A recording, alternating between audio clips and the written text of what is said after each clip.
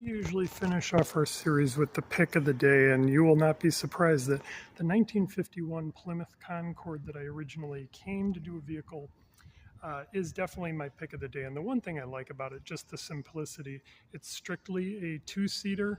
It's got a hardtop coupe. It is a inline six flathead valve design, and it is 217.8 cubic inches. And in modern day terms, they didn't use liters back then, but that would be the equivalent of 3.6 liters. And I did check the interior and the exterior, and under the hood have been fully restored. But yes, back then, a fully loaded Plymouth Concord only got 98 horsepower, which is probably very surprising if you know modern day horsepower. But let's take a good side profile here.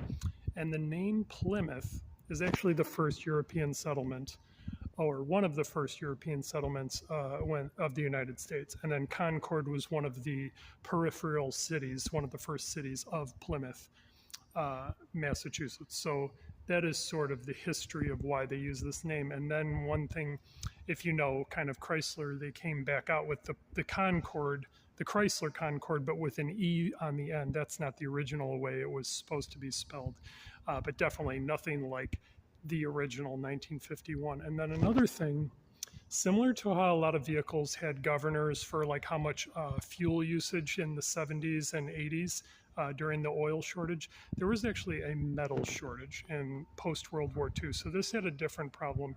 There was a shortage of metal. So these vehicles are classified as either partial metal vehicles, which I would imagine the remainder would be like fiberglass or plastic body, and then full metal. So that's the only thing I can't confirm. These vehicles obviously don't come with window stickers. Some of them list exactly what exactly was done to it, and they have all the documentation. So I can't confirm if this is a full metal Concord. I just judging by the body, it looks very close.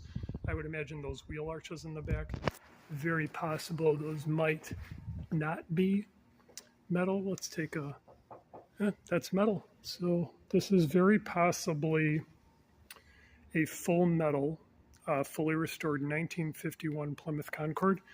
And you will love the interior on this because it has sort of, I wouldn't call it a marble finish.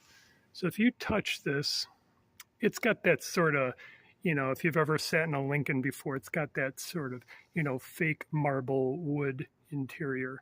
And then actually, it's got a little fan here. This is pretty cool. I just saw that.